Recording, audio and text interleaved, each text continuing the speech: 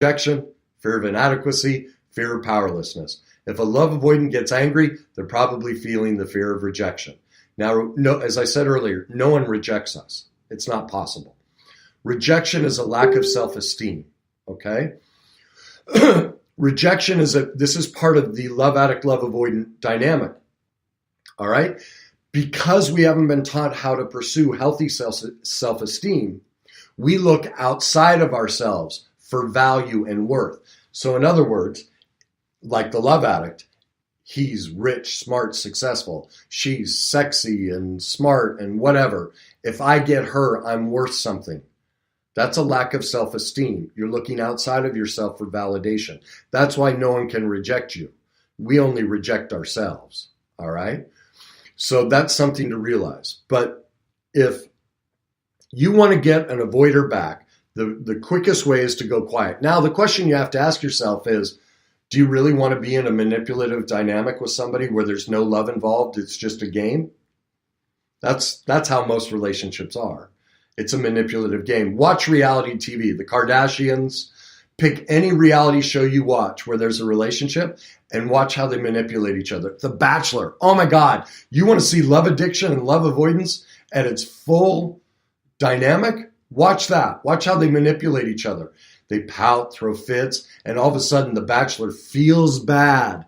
So they come back to try and make them like them because they lack self-esteem. So they're going to apologize so they don't feel abandoned and they get this person to like them again. Okay? The real answer is this. Both sides are suffering codependency in polar opposite ways. All right? If you're a love addict, your primary fear is abandonment. So what you're looking for is outside validation that you're worth something. So what the work here is self-esteem. All right? What that tells me as a love addict is you grew up without being able to express your needs and wants, your morals and values. And so these are people who you ask them what they like or want, they don't really know. Or when they get with somebody, they go, I'll do whatever you want. They never express what their needs and wants are. So the first step is sitting down and going, what do I like and want in a relationship? Is he tall? Is he short? Is he make money? No money. You have to detail out what's important to you. Honestly, a lot of my clients, the page is blank because as a child, their whole life was set up to make sure their parents were happy. They never got to express their needs and wants. Anything they pursued, sports or school or music, was because their parents made them do it. So they don't really, that was my case. Literally, I had no clue what I wanted. My first wife, I didn't know I could say no. I used to lay in bed and sit there and go, I wonder who will pick me. I wonder if she's nice. I wonder if she'll be pretty. Like I had no input in it at all. And that's how most people pursue relationships. Detail out what your needs and wants are. Okay? Now, a big piece of that is what's negotiable, what's non-negotiable. Like for me, drugs. I know pot's great. Everyone loves pot. Can't have it in my life. Anyone who's inebriated, I know they can't be present in a relationship. If you smoke pot a lot, if you drink a lot, you can't be present in a relationship. It's not possible. So I can't have that in my life. Now, that doesn't mean they're bad people. It's just that's a need and want of mine. It's a non-negotiable. I won't have it. Because I'm a recovering alcoholic, some drinking I'm fine with. Doesn't matter. But if you have to drink every day or get drunk every weekend, it's too much for me. Can't have it. Drinks out at dinner, who cares? You get drunk once in a while, big deal. But those are things I had to sift through. What matters to me? Table manners. Sounds crazy, but table manners mean a lot to me. I've gone out with some great women. They fell over the dinner table. They grabbed their fork, the whole European where you stab it like an animal. I grew up with very traditional table manners. I can't stand it. So they're fine. They're not the problem. I'm the problem. Those are things I like. So I choose to pursue those things in my relationships. That's all. There's nothing wrong with what they do. It's just I'm going after what works for me. Okay? So for the love avoidant or love addict, it's self-esteem work. Get up every morning, write down at least 3 things you like about yourself. Don't just say it. Write it down. There's an actual chemical reaction in your brain when you write things down you like about yourself, okay? Then in the evening, write down at least 3 things you accomplished that day. I mean, most people go to bed thinking about how awful their day was. They didn't get anything done. Well, you got up, you took a shower, you went to work, you fed yourself. All of a sudden, you're going to see an amazing amount of things you accomplished, all right? And you're going to start firing new chemicals inside you that give you that sense of, I'm okay by myself. I don't need that other person to validate me, okay? So then the question becomes meeting your needs and wants on your own instead of giving yourself away and giving you all of your power to the love avoidant and expecting them to rescue you. So if you need intimacy, that can be sexual, intellectual, emotional, spiritual. If your partner isn't available to that day, that doesn't mean they're rejecting you. There may be something going on in their life. So it is your responsibility, never, ever your partner's responsibility to meet your needs. One of the big misnomers of the love addict, love avoidant relationship out there, I see this, the Kardashians, everybody loves to say this. It's your job to sacrifice and support me. Gag me. No, that's why the divorce rate's over 50%. It is never, ever their responsibility. It's wonderful when they can, based on their reserves and what's going on in their life. It's wonderful when they can support us. But true love is accepting that sometimes my partner can't be there for me. And it's wonderful when they tell me no, because that's loving. Here's the biggest thing in a relationship. The most loving thing you can ever say to someone in a relationship is no. Our whole relationship dynamic, we've all been taught, is you have to sacrifice everything and say yes to whatever they want. But what happens? What happens? I guarantee every single one of you, multiple times, has turned back to your partner and said, I've done A, B, C, and D for you, and you won't even do Y. Right? Right? You scream and yell at them at how much you do for them, and they won't do it back for you. Well, that's a manipulation. You didn't love them. You didn't do it from love. You did it to get Y. That's the dynamic we've all been taught. That's pure codependence, pure love addiction, pure love avoidance. It's not loving, because the only reason we're doing it is to get something in return. Usually it's subconscious. Most people don't realize it. That's why the most destructive word in the relationship lexicon is the word yes. Very simple. Love addicts do this all the time. It's called giving yourself away. They do anything and everything to get the love addict's attention or love avoidance attention. Here's a simple test for you.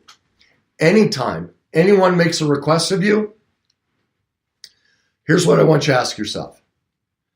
Will I ever, in the future, throw this in their face?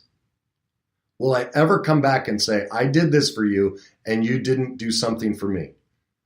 If you think you'll do that, then your answer needs to be no. Your most loving thing you can do is say no, okay? That's the biggest thing I'd like to teach people about relationships. Because think about it. Think of it on a first date. Asking somebody, would you, say you're a woman, and like me, I love the old chivalry stuff. I love to open doors and things like that. A lot of women get pissed off at me.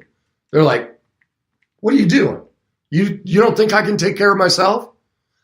Instantly, what I recognize is, 1, she's not rejecting me.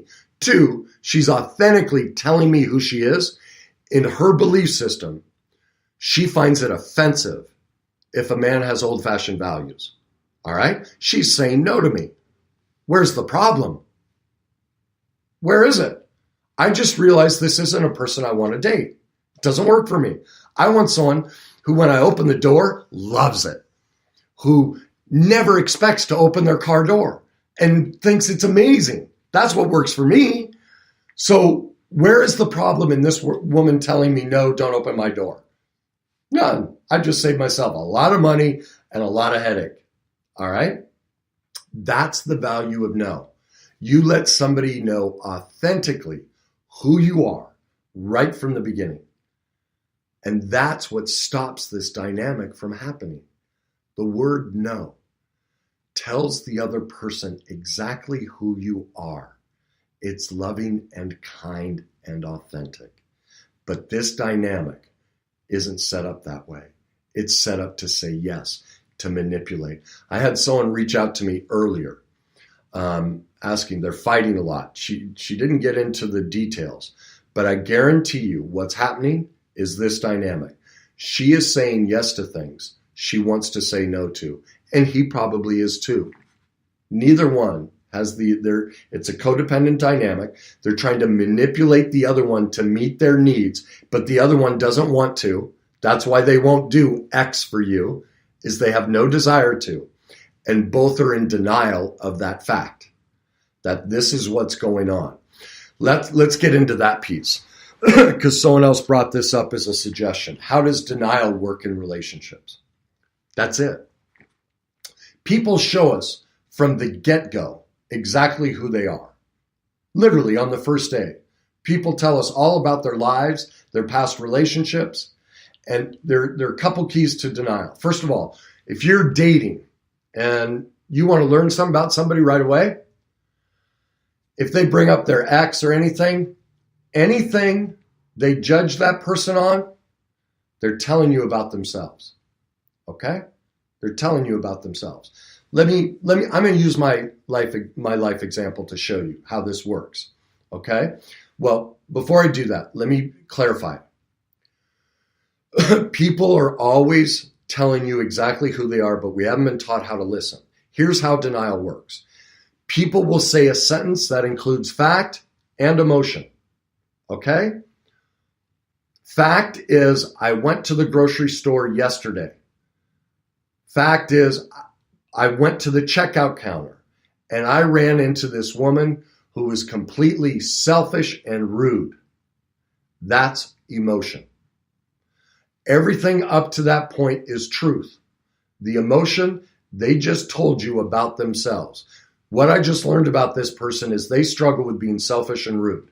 That's how denial works. We only see emotional inadequacies in others that we have in ourselves. That's how it all works. Every relationship you've ever been in, I don't care how destructive it was, you picked it because you wanted it. You know how I know that? Because every single one of us has flirted with, been flirted with, had people flirt with us, had all these opportunities, yet we picked this one. That tells me you wanted it. That's how denial works. We literally pick every person in our life, friends and spouses and girlfriends and boyfriends, to show us the emotional issues that were born out of the codependency and things we went through, the unseen influences in childhood, to try and reconcile. Whatever you are arguing with your spouse about is your issue, not theirs. You picked it. You're trying to learn about yourself. Okay? It is never their problem. Ever. I'm going to show you how this works out. I'm going to give you a story from my life. All right? I'm going to tell it to you first, how everybody else tells it. And then I'm going to show you the truth and how denial works and why we pick the people we pick. Okay? I was playing pro hockey, and I was getting ready to catch a plane, fly back after the season. And before the plane took off, I looked out the window and I said, this is it, Kenny. This is the year. You're going to make it. You're that good. Whatever you do, don't get messed up with a woman this summer. Well, there was this woman I had been friends with for about a year. No sex, nothing, just friends. 3 weeks later, we were engaged. 4 months later, I go to training camp. I haven't done anything all summer because I'm too busy chasing her around like a love addict, right? I gave up my life to pursue her. I go to training camp. I was a goalie. There were 2 other goalies in camp, all right? One of them ended up playing parts of 6 years in the NHL. The other one played 13 years and had just come off winning the Olympic gold medal. Coach tells me I'm better than both of them. But what do we say in a relationship? My fiance goes, look, Kenny, this hockey thing's cool, but I don't think we'll make it. Well, what are you supposed to do in a relationship? What have we all been taught? Give up everything, right? Your spouse is everything.